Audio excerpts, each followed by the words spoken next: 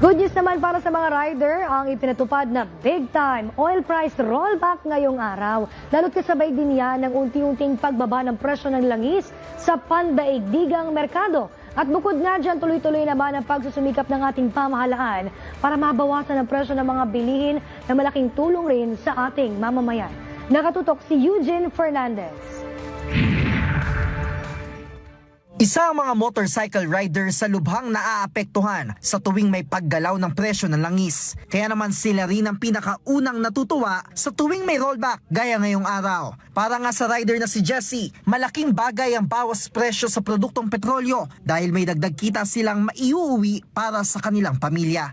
Sa ngayon masaya na rin kasi bababa siya. Medyo okay din. Ang araw pagkain sa anak ko sa eskwela. Papasalamat din kami kasi kahit papaano hindi siya tumataas. Di lang basta-basta rollback ang meron ngayong araw, kundi isang big-time rollback. Papalo kasi sa 9 to 11 pesos ang rollback ng presyo ng diesel. Halos 6 pesos naman ang ibababa ng presyo ng gasolina, habang aabot naman sa 11 pesos and 82 centavos ang ibababa ng kerosene. Ayon sa DOE, ito ay dahil sa global market trends ng mga nakaraang linggo. But the good news is I think in terms of diesel, makikita na po natin na below 70 pesos ang karamihan ng diesel na ibebenta sa atin sa Metro Manila. And of course also gasoline, parts of it will be below 70.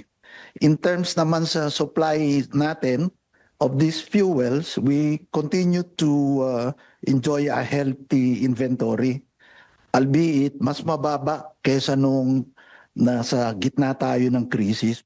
Dahil dito, laking pasasalamat ang iba pang rider. Si Red nga, may biro pa sa anak.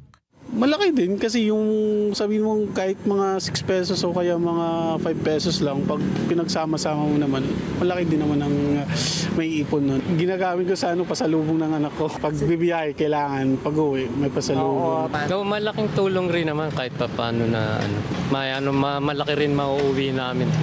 Sa katulad ko, panghulog sa motor, pang-upa, pangkain, tapos pang top up sa Nagpasalamat din ang mga rider sa patuloy na inisyatiba ng pamahalaan para pag-aani ng epekto ng presyo ng langis sa world market.